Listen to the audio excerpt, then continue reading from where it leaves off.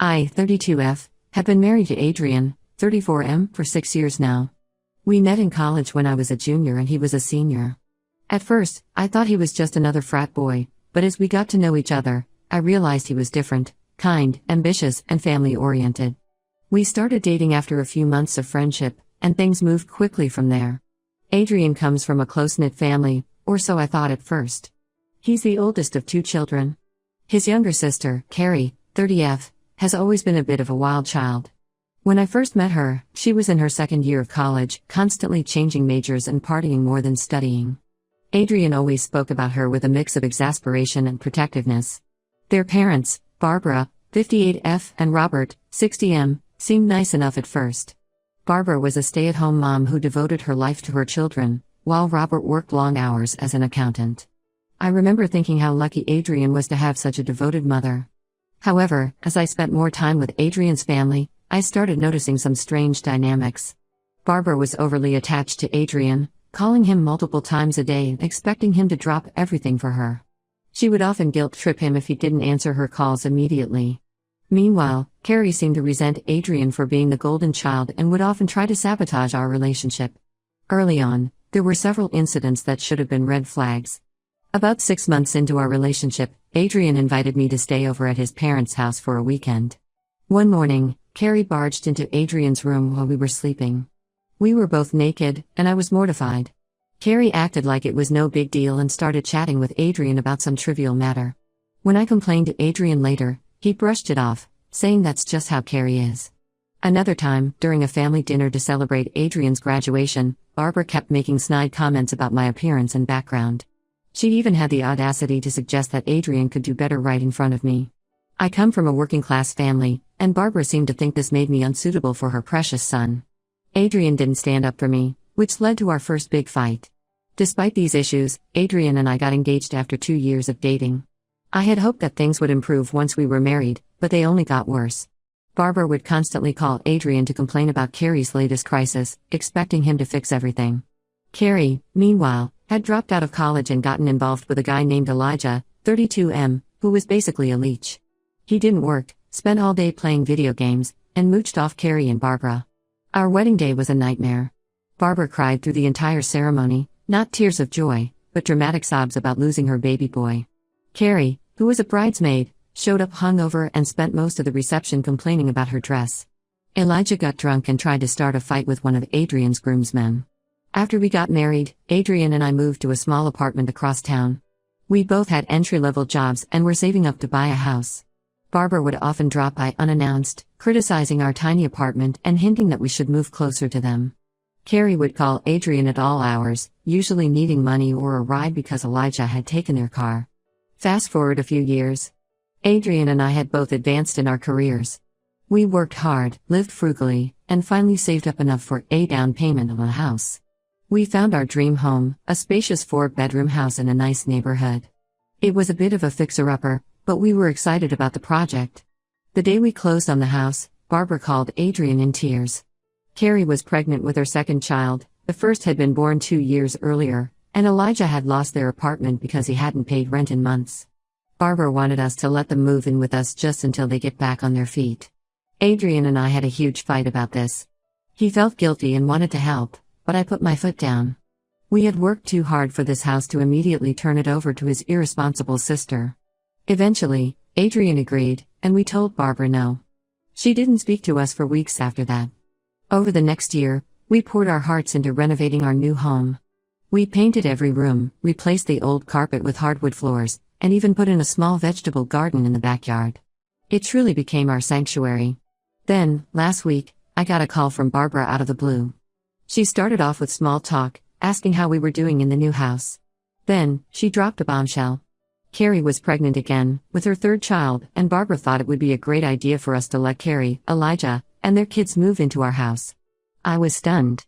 Barbara went on to explain that Carrie couldn't work during her pregnancy, and Elijah still hadn't found a job. Surprise, surprise. She said our house was too big for just the 2 of us, and we should be helping family. She even had the audacity to bring up the fact that Adrian and I don't have children yet, implying that we didn't need the space as much as Carrie did. What Barbara didn't know, because we hadn't told anyone yet, was that Adrian and I had been trying to have a baby for the past year. We'd recently found out that we might have fertility issues and were in the process of seeing specialists. The comment about us not having kids stung more than she could have known. I told Barbara that was absolutely not happening. Our house, our rules. She got angry and started guilt-tripping me, saying I was being selfish and that family should come first. She brought up how she had welcomed me into the family, a blatant lie given how she had treated me from the beginning, and that this was how I repaid her kindness. I stood my ground and told her that if she was so concerned, she should let them move in with her. Barbara then claimed that Adrian had already agreed to this arrangement.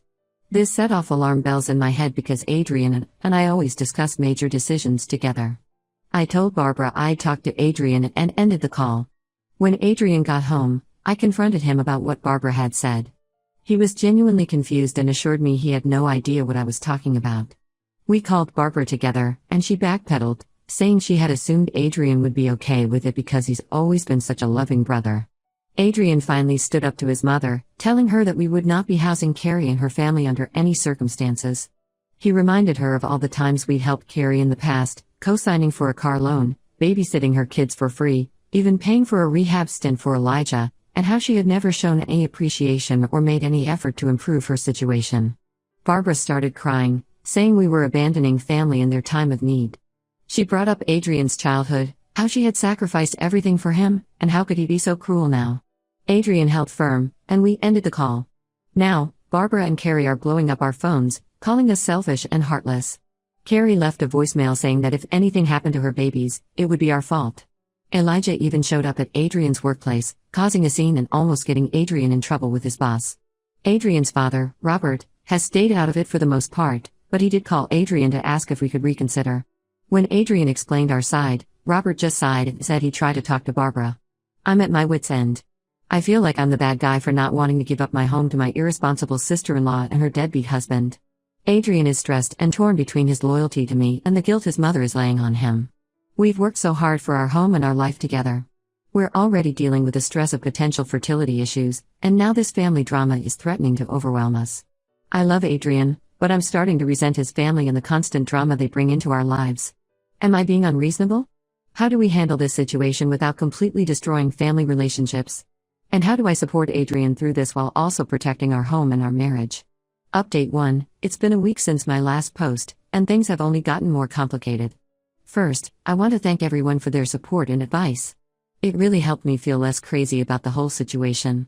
After our confrontation with Barbara, Adrian and I decided to take a step back and evaluate our relationships with his family. We agreed that we needed to set some firm boundaries, especially with Barbara and Carrie. We spent a whole weekend discussing our options and came up with a plan to limit contact and not give in to any more unreasonable demands. However, before we could implement any changes, Carrie showed up at our doorstep unannounced. It was a Wednesday evening, and Adrian and I had just finished dinner. We were relaxing on the couch when the doorbell rang. Adrian answered it, and I heard Carrie's voice, sounding distressed. She was crying and claimed that Barbara had kicked her out because we refused to take her in. I was immediately skeptical. Barbara had always favored Carrie, and it seemed unlikely that she would kick out her pregnant daughter.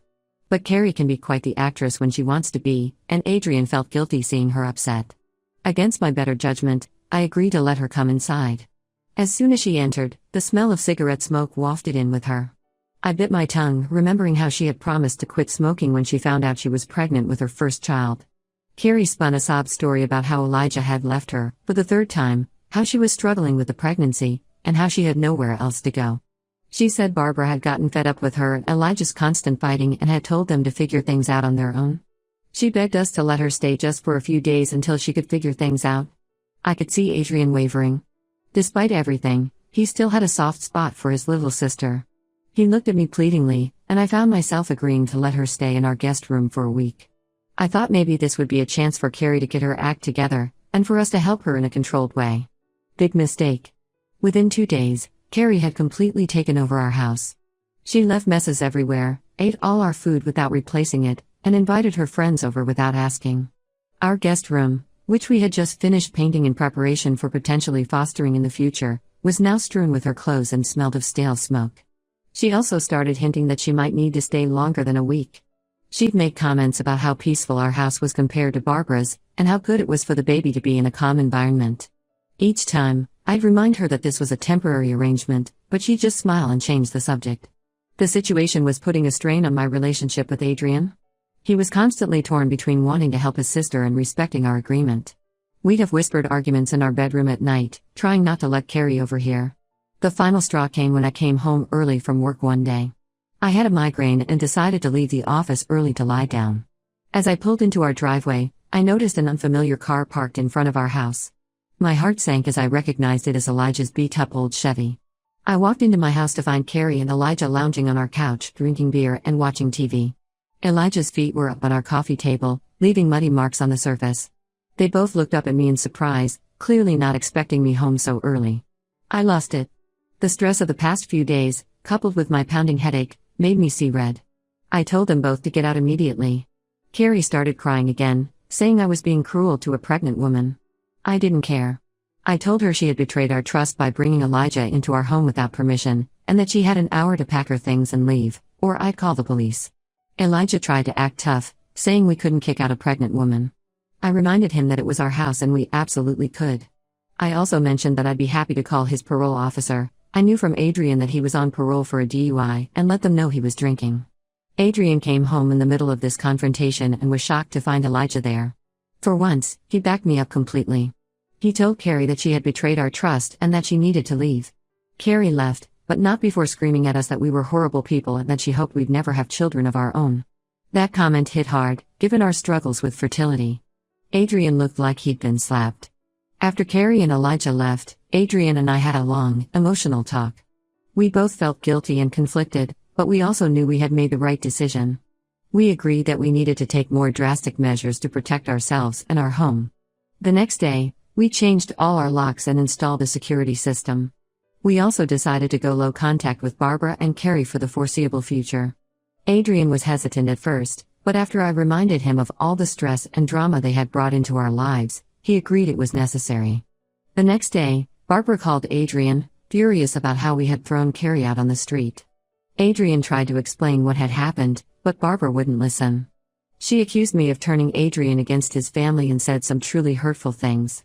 She even brought up our fertility issues, which we had confided in her about, saying maybe it was for the best that we couldn't have children if this was how we treated family. Adrian finally snapped. He told Barbara that if she couldn't respect our decisions in our home, then maybe we needed to take a break from her too. He hung up on her mid-rant, something I had never seen him do before. Now, we're dealing with angry messages and social media posts from various family members, accusing us of abandoning Carrie in her time of need. Barbara has apparently been spreading her version of events to anyone who will listen. Only Adrian's father, Robert, has reached out to hear our side of the story. We're standing firm in our decision, but it's hard. Adrian is struggling with guilt, and I'm worried about the long-term impact on our relationship with his family. But at the same time, I feel like we're finally standing up for ourselves and our home. I'm not sure what the future holds, but I know we can't go back to how things were before. Adrian and I are united in this, but it's taking a toll on both of us. We're considering seeking couples therapy to help us navigate this difficult time. Has anyone else dealt with such a toxic family situation? How did you handle it? And how do you move forward when family members refuse to respect your boundaries? Update 2. It's been about a month since my last update, and things have taken an unexpected turn. I want to thank everyone again for their support and advice. It's been incredibly helpful during this difficult time. After we cut contact with Barbara and Carrie, we enjoyed a few weeks of peace. Adrian and I focused on each other and our home, trying to move past the drama. We even started talking about adoption or fostering as options for starting our family. We attended a few informational sessions and began the process of getting certified as foster parents. However, our calm was shattered when we received a call from Robert, Adrian's father. He informed us that Carrie had been hospitalized due to pregnancy complications. Apparently, the stress of her situation had caused some issues, and she was at risk of losing the baby. This news hit Adrian hard. Despite everything that had happened, Carrie was still his little sister, and the thought of her going through this alone was difficult for him. I could see him struggling with his emotions, torn between his anger at her recent behavior and his concern for her well-being. We had a long discussion about how to handle this situation. On one hand, we were worried about Carrie and the baby. On the other, we were wary of getting pulled back into the family drama. After hours of talking it through, we decided to visit Carrie in the hospital, but only if Barbara wasn't there. Robert agreed to coordinate with us to ensure Barbara wouldn't be there during our visit. When we arrived at the hospital, we found Carrie alone in her room. She looked terrible, pale, tired, and scared. For a moment, I felt a pang of guilt. But then I reminded myself of all the chaos she had caused. To our surprise, Carrie actually apologized. She admitted that she had taken advantage of our kindness and that her behavior had been unacceptable. She explained that Elijah had left her for good this time, and she was truly on her own. She broke down crying, saying she was scared about the future and didn't know how she was going to manage 3 kids on her own. Adrian and I listened but remained cautious. We've been fooled by Carrie's apparent changes of heart before. Once, a few years ago, she had sworn she was turning her life around, only to relapse into drug use a month later. We told her that while we were glad she was okay, our boundaries remained firm. We wouldn't be housing her or supporting her financially. Carrie seemed to accept this, though she was clearly disappointed. She asked if we could at least stay in touch and maybe help her find resources for single mothers. We agreed to this limited involvement, feeling it was a reasonable compromise. As we were leaving, we ran into Barbara in the hallway. She started to lay into us about abandoning family, but Robert stepped in and shut her down. It was the first time I'd ever seen him stand up to her. He told her that now wasn't the time or place for this discussion, and that she needed to respect our decision to visit Carrie on our own terms. Robert pulled us aside and apologized for not intervening sooner. He admitted that he had enabled Barbara's behavior for years and that it had damaged the entire family. He shared that he had started attending therapy to work on setting his own boundaries with Barbara and Carrie. This was a surprise to us, as Robert had always been the quiet, go along to get along type. This conversation with Robert gave me hope that maybe, just maybe, things could improve. But I'm still wary. Years of drama and manipulation don't disappear overnight. After this hospital visit, Adrian and I had another long talk. We decided to maintain low contact with Carrie and Barbara for now. We'll check in occasionally about the pregnancy and offer emotional support, but we're not budging on our other boundaries. No more lending money, no more last-minute babysitting, and definitely no one moving into our house. As for our own family plans, we've continued the process of becoming foster parents. We've completed most of the required classes and home studies. It's a long road ahead, but we're excited about the possibility of providing a loving home to children in need. Adrian is still struggling with guilt sometimes, especially now with Carrie's pregnancy complications. But he's been going to individual therapy to work through his feelings, and I've seen a positive change in him. He's becoming more assertive and better at setting boundaries with his family. I'm cautiously optimistic about the future, but I know we need to remain vigilant. This situation has taught us the importance of presenting a united front and sticking to our decisions, no matter how much pressure we face from family. Has anyone else navigated a similar family situation? How did you balance compassion with self-protection? And for those who have fostered or adopted, how did you handle unsupportive family members? Update 3. It's been 3 months since my last update, and I wanted to share some final thoughts on this whole situation. First, the good news: Adrian and I have been approved as foster parents. We're currently waiting for our first placement, and we're both excited and nervous about this new chapter in our lives. We've set up 2 of our spare bedrooms as children's rooms, one for younger kids and one for teens. It feels good to be using our home to potentially help children in need, rather than enabling toxic family dynamics. As for the family situation, things have somewhat stabilized, but it's far from perfect. Carrie gave birth to a healthy baby boy last month. We visited her in the hospital and brought a small gift, but we kept our visit short and maintained our boundaries. Carrie seemed appreciative of our presence and didn't try to guilt us or ask for anything more. Barbara has been surprisingly well behaved lately. Robert's newfound backbone seems to have had an impact on her. She's been less intrusive and hasn't made any more outrageous demands. However, I'm still wary in keeping her at arm's length. Old habits die hard, and I'm not convinced this change will last. Carrie has been struggling as a single mother of 3, but she's making efforts to get her life together. She's enrolled in a job training program and is looking for affordable childcare. We've helped by providing information about local resources, but we've stayed firm on not offering financial support or housing. It's been hard to watch her struggle, but we know that continuing to enable her wouldn't be helpful in the long run. Elijah briefly reappeared, claiming he wanted to be part of the baby's life. Carrie, to her credit, told him to prove himself by getting a job and paying child support before she'd even consider letting him be involved. Last we heard, he hadn't followed through. Part of me hopes he stays away for good, but another part knows the kids might be better off with a reformed father in their lives. It's a complicated situation. Adrian and I have been attending couples counseling to work through some of the lingering issues from this whole ordeal. It's been helpful in strengthening our communication and setting mutual goals for our relationship and future family. We've also been working on strategies to handle potential conflicts with his family once we have foster children in our home. We've maintained our low-contact approach with Barbara and Carrie, which has done wonders for our stress levels. We check in occasionally and attend major family events, but we no longer feel obligated to be at their beck and call. It's been liberating to have this distance. Robert has become an unexpected ally in all of this. He's been going to therapy regularly and has made real efforts to repair his relationships with both Adrian and Carrie. He's also been a buffer between us and Barbara, which we greatly appreciate. Last week, he came over to help us childproof the house in preparation for fostering. It was nice to have his support and to see him taking an interest in our lives. Looking back, I realize how close we came to letting toxic family dynamics destroy our marriage and our dreams. While it was painful to go through, I'm glad we stood our ground and protected our home and our relationship. It hasn't been easy, and there are still moments of doubt and guilt, but overall, we feel stronger as a couple. As we prepare to welcome foster children into our lives, I feel more confident than ever in our ability to create a loving, stable home. We've learned valuable lessons about setting boundaries, communicating clearly, and prioritizing our own family unit. To anyone dealing with similar family issues, my advice would be to stay strong, set clear boundaries, and don't be afraid to distance yourself from toxic behaviors.